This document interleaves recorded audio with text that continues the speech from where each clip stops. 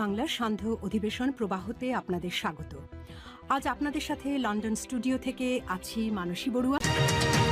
জানিয়ে দেব সর্বশেষ আপডেট বাংলা সংবাদ। শুরুতে শিরোনাম। পালিয়ে গিয়েও আরও বিপদে পড়ল আওয়ামী লীগ নেতারা। হাসিনাকে নিয়ে চূড়ান্ত সিদ্ধান্ত, মাস্টার প্ল্যান করল ডক্টর ইউনূস। ওবায়দুল কাদেরের অবৈধ কুকর্মের চাঞ্চল্যকর ভিডিও ফাঁস, ফেঁসে যাচ্ছে ওবায়দুল কাদের ও বেনজির। দর্শক, এতক্ষণ শুনছিলেন সংবাদ শিরোনাম, এবারে বিস্তারিত। ছাত্র জনতার অভ্যুত্থানের মুখে গত 5ই অগস্ট ক্ষমতাচ্যুত দল আওয়ামী লীগের প্রভাবশালী মন্ত্রী ছিলেন ওবায়দুল কাদের। প্রধানমন্ত্রীর পদে থেকে পদত্যাগ করে শেখ হাসিনা ভারত পালিয়ে যাওয়ার পর ওবায়দুল কাদেরকে জনসম্মুখে দেখা যায়নি। এবার একে একে ফাঁস হতে শুরু করেছে ওবায়দুল কাদেরের সব দুর্নীতি, অনিয়ম আর কুকর্মের গোপন ভিডিও। বিস্তারিত প্রতিবেদন সহকর্মী জান্নাতের ডেস্ক রিপোর্টে। শেখ হাসিনার পতনের পর দেশ ছেড়ে পালিয়ে গেছেন অসংখ্য আওয়ামী লীগ নেতাকর্মী। এই তালিকার শুরুতে আছেন বিগত সরকারের বড় বড় মন্ত্রী, এমপি থেকে শুরু করে অনেক চুনোপুটির নেতারাও। এমনকি এই তালিকায় নাম রয়েছে আওয়ামী লীগের মদতপুষ্ট অনেক সরকারি কর্মকর্তারও। তবে এসব মন্ত্রী, এমপি আর নেতারা পালিয়ে গিয়েও নেই স্বস্তিতে। নানা রকম বিপদের মুখে আছেন তারা। আওয়ামী লীগের পতনের পর অনেক নেতাকর্মী গা ঢাকা দিয়েছেন। কেউ কেউ পালিয়ে দেশ ছাড়লেও গ্রেপ্তারের সংখ্যাও নেহাত কম নয়। এখনো পর্যন্ত গ্রেপ্তার হয়েছে 2 ডজনের বেশি সাবেক মন্ত্রী, এমপি, উপদেষ্টা সহ শীর্ষ পর্যায়ের নেতা। এদের বেশিরভাগই ধরা পড়েছেন পালাতে গিয়ে। তবে সরকার পতনের পরপর অনেকেই বিমানবন্দর দিয়ে পালিয়ে গেলেও সে সুযোগ এখন আর নেই। বিমানবন্দর থেকেও বেশ কয়েকজন আওয়ামী লীগ নেতাকে গ্রেফতার করা হয়েছে। অন্যদিকে শেখ হাসিনা সরকারের মন্ত্রী, এমপি ও তাদের পরিবারের সদস্যদের জন্য বিশেষ সুবিধার কূটনৈতিক লাল পাসপোর্ট সহ 589 জনের পাসপোর্ট বাতিল করা হয়েছে। ফলে অনেকেই পালিয়ে থাকলেও দেশ ছাড়ার পথ আরও কঠিন হয়েছে। এরই মধ্যে যারা দেশ ছেড়ে পালিয়েছেন তারা তৃতীয় কোনো দেশে যেতে চাইলেই পড়তে হবে বিপদের মুখে। এমনকি পাসপোর্ট নিষিদ্ধ হওয়ায় বন্ধ হয়ে যাবে অনেকের রাজনৈতিক আশ্রয়ের দুয়ারও। ধারণা করা হচ্ছে গত 5 অগস্ট ছাত্র জনতার গণ অভ্যুত্থানের পর আওয়ামী লীগের কয়েক শত নেতাকর্মী দেশ ছেড়ে পালিয়ে গিয়েছেন। এদের বেশিরভাগই পাসপোর্ট বাতিলের তালিকায় নাম রয়েছে। এদিকে বাতিল পাসপোর্ট ব্যবহার করে তারা যাতে বাংলাদেশ ত্যাগ বা তৃতীয় কোনো দেশ ভ্রমণ করতে না পারেন সে বিষয়ে কঠোর নজরদারির নির্দেশ দিয়েছে স্বরাষ্ট্র মন্ত্রণালয়। জানা গেছে, তালিকাভুক্ত ব্যক্তিদের পাসপোর্ট বাতিলের পর কম্পিউটার সিস্টেমে সংরক্ষিত তাদের ব্যক্তিগত তথ্য জব্দ করা হয়েছে। ফলে এদের মধ্যে কেউ পাসপোর্ট প্রতিস্থাপন বা নবায়নের চেষ্টা করলে আবেদন স্বয়ংক্রিয়ভাবে প্রত্যাখ্যান হচ্ছে। এতে দালাল চক্রের মাধ্যমে বা অন্য কোনোভাবে পেছন দরজা দিয়ে কেউ পাসপোর্ট নেওয়ার চেষ্টা করলেও লাভ হবে না। নোট বাতিল পাসপোর্টের তালিকা ঘেঁটে দেখা যায় ভারতে পলাতক সাবেক প্রধানমন্ত্রী শেখ হাসিনার হাতে 10 বছর মেয়াদী পাসপোর্ট রয়েছে। দেশে পাসপোর্ট সেবা চালুর পরপরই তিনি তার পুরনো মেশিন রিডেবল পাসপোর্ট বদল করেন। 2020 সালের 19 জানুয়ারি 64 পাতার একটি পাসপোর্ট নেন তিনি। তবে কূটনৈতিক পাসপোর্ট 5 বছর মেয়াদী হলেও নিয়ম ভেঙে হাসিনাকে 10 বছর মেয়াদী পাসপোর্ট দেওয়া হয়েছে। কিন্তু তাতেই শেষ রক্ষা হলো না দেশ পলাতক শেখ হাসিনার। ক্ষমতাচ্যুত সাবেক প্রধানমন্ত্রী শেখ হাসিনাকে ফিরিয়ে আনার প্রচেষ্টা জোরদার করতে চলেছে বাংলাদেশের নবগঠিত অন্তর্বর্তী সরকার। গণ অভ্যুত্থানের পর গত 5 অগস্ট ঢাকা থেকে পালিয়ে ভারতে আশ্রয় নিয়েছেন শেখ হাসিনা। ডক্টর মোহাম্মদ ইউনূসের নেতৃত্বাধীন অন্তর্বর্তী সরকার ভারতের সঙ্গে প্রত্যর্পণ চুক্তির মাধ্যমে হাসিনাকে ফিরিয়ে আনার পরিকল্পনা করছে। 2019 সালের 27 ডিসেম্বর ওবায়দুল কাদেরের ঘড়ি বিলাস নিয়ে একটি প্রতিবেদন প্রকাশ করে নেত্র নিউজ। ওই রিপোর্টে বলা হয়, আওয়ামী লীগের সাধারণ সম্পাদক ওবায়দুল কাদেরের বিরুদ্ধে দুর্নীতির অভিযোগ নতুন কিছু নয়।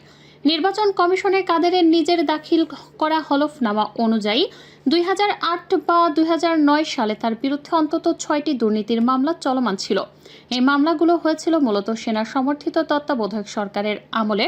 2009 সালে আওয়ামী লীগ ক্ষমতায় আসার পর আদালতে মামলাগুলো বাতিল হয়ে যায়। এরপর 2019 সালে তৎকালীন এই প্রভাবশালী মন্ত্রীর বিরুদ্ধে আবারও দুর্নীতির অভিযোগ ওঠে। আর এই অভিযোগের নতুনত্বও ছিল বটে। ওবায়দুল কাদেরের বিরুদ্ধে দুর্নীতির অভিযোগ এনে নেত্র নিউজের সঙ্গে যোগাযোগ করেছিলেন একজন হুইসেল ব্লোয়ার।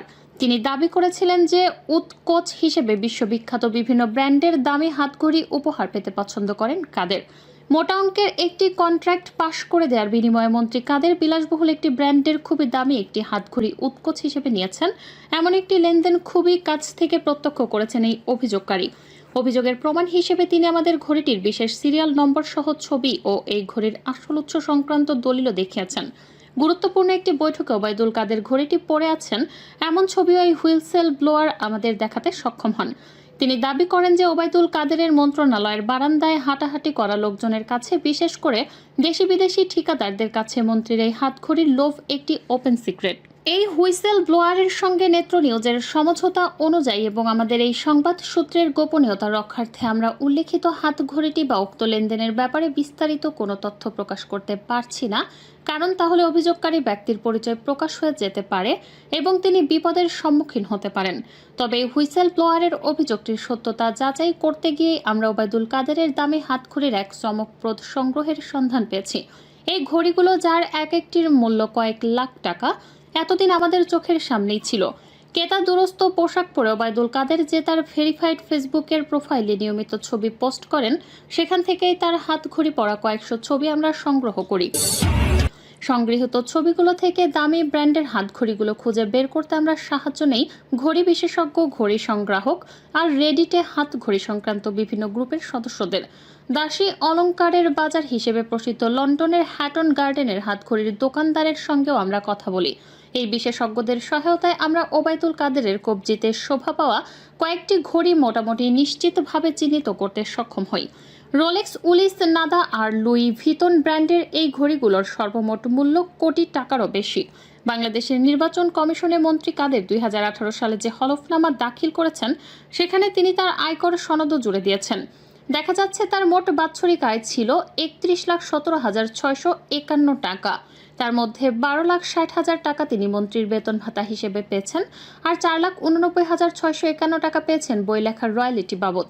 অন্যদিকে তার একটি রোলেক্স ডেট ঘড়ির দামই 28,86,000 টাকা। আবার তার দাখিল করা হলফনামা বা আয়কর সনদে এই দামি হাতঘড়িটির বা অন্য ঘড়িগুলোর কোনো উল্লেখই নেই, যা নির্বাচনী বিধিমালার আয়কর আইনের লঙ্ঘন বটে।